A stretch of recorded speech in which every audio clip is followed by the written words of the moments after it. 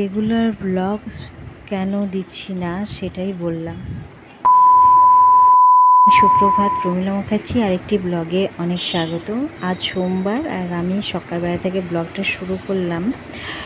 তো বন্ধুরা, আজকে সকালে সেরকম কিছু করছি না, শুধু আলু ভাজা আর ডাল ভাত করছি, যেহেতু আমার হাজব্যান্ডের আজকে দিনের ডিউটি।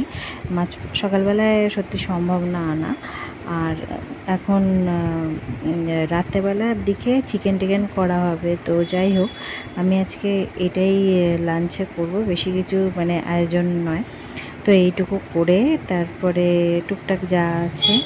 তো বন্ধুরা, তো আমি রেগুলার ব্লগ দিই না, কারণ হচ্ছে রেগুলার দিই না, কারণ আগে দিতাম, রেগুলারিটি মেনটেন করতাম। তারপরে সব মানে ফেসবুক, ইউটিউব সব জায়গায়, ইনস্টাগ্রাম, মানে চতুর জায়গায় প্রচণ্ড পরিশ্রম করেছি যাকে বলে। সেই পরিশ্রম মানে যতটা পরিশ্রম করেছি ততটা আশানুরূপ মানে ফল আমি মোটামুটি পাইনি। তো টুকটাক পেয়েছি, তাও কিন্তু জানো তো, মানুষের প্রচণ্ড হিংসা বেড়ে গিয়েছিলো আশেপাশে অনেকের। তো সেটা আমি বলতে চাইনি, কারণ আমি ব্লগে কোনোদিন খারাপ কথা বলি না, তাই। তো এটুকু বলা উচিত, কারণ আমি এখন দেখো এখানে জানলায় জামাকাপড়গুলো মিললাম, কারণ হচ্ছে ছাদে মিলি না এখন আর, সেই জন্যে। তো তারপরে দুপুর হয়ে গেছে, দুপুরবেলায় খাওয়া দাওয়াটা কমপ্লিট করে নিয়েছি। আর যেটা বলছিলাম, তো এদিকে আমার ছেলের যোগাটাও এদিকে বন্ধ হয়ে গেছে, কারণ সেও অনেক ঘটনা আছে, আমি এগুলো খুলতে চাইনি। তো ব্যক্তিগত কারণবশত আমি একটুখানি ডিস্টার্বও ছিলাম, যার জন্যে আমি কিছু সেভাবে ইচ্ছাকৃতই ব্লগ পোস্ট করতাম না, তাই আজকে বলে দিলাম।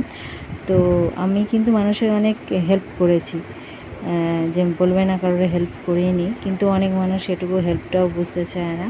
তো যাই হোক, সে যা তার কর্ম সে করেছে, আমার কর্ম আমি করে যাচ্ছি।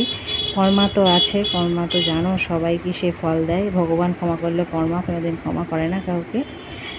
তো এটা আমি জানি।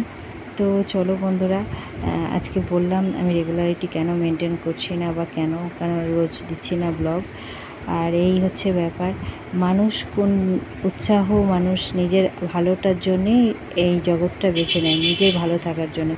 আমি যখন শুরু করেছিলাম মানুষ তখন অত কন্টেন্ট ক্রিয়েটার আমাদের এই বিধরবাড়িতে ছিল না। এখন প্রচুর কন্টেন্ট ক্রিয়েটার, প্রচুর সে তারা তাদের মতন করছে, আমি আমাদের মতন করছি, আমার সেটা কোনো ব্যাপারই না। কিন্তু আমি যখন স্টার্টিংয়ে ছিলাম এত সবাই ছিল না, কিছুই না।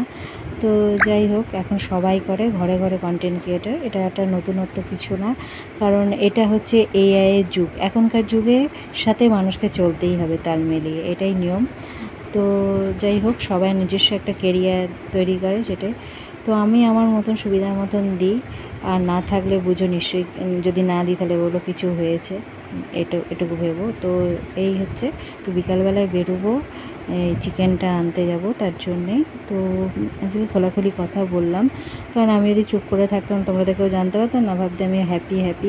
তার মাঝে ছেলেকে নিয়ে অসুস্থতা, যে স্বামীর হাজব্যান্ডেরও শেখা হয়েছিল, আমারও মোটামুটি। আর এখন না কীরকম হয়েছে, আগে এত পরিশ্রম করছি, অত দুর্বল হতাম না, কিন্তু এখন খুব দুর্বল হয়ে যাই, জানি না কেন। তো এখন এই যে রাত্রেবেলায় চিকেন নিয়ে এলাম, চিকেন রান্না করা হবে। তো ব্লগটা আজকে এখানেই শেষ করছি।